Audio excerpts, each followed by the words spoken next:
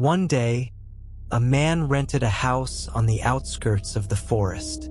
This house had been abandoned for a long time, with no one living in it. The owner then renovated it, repainted it, changed its decor, and put it up for rent.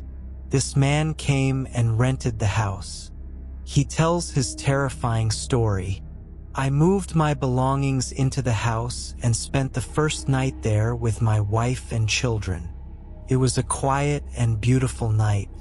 Several days passed, and we settled into the house. I was very happy with the home, which overlooked the breathtaking forest, and my children were thrilled with the small garden attached to the house, where they spent their days playing and having fun. Every morning, I would go to work, return in the evening, and sleep early to prepare for the next day's work. However, my wife loved staying up late watching TV. After a week, she came running to my bed, her eyes filled with fear, saying that something strange was happening in the house. I asked her what it was, and she told me that every night she heard noises in the hallway leading to the kitchen.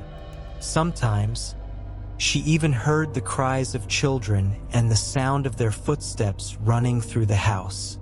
I tried to calm her down and told her that these sounds could be coming from the radio or the television.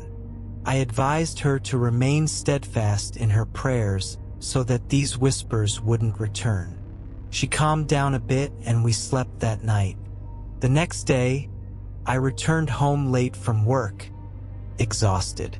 When I entered the house, I found my wife sitting motionless in the corner of the room, her eyes wide open, sweating profusely and trembling violently. After she recovered, she told me that she had seen a woman sitting with her in the living room having a conversation.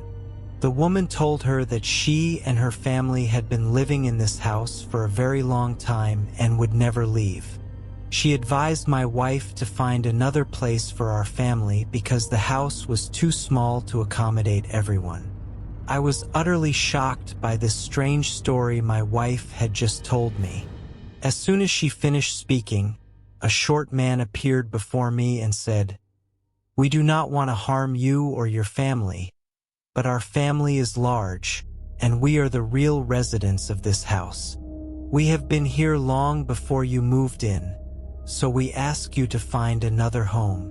I immediately agreed to leave and began searching for a new house. I asked him for some time to find a suitable place for my children and me. He gave me a full month, assuring me that no one in my family would be harmed and that they would not appear to us, neither day nor night. Before the deadline was up, we left the house for good, never to return. Don't forget to support us by subscribing to the channel and activating the notification bell to stay updated.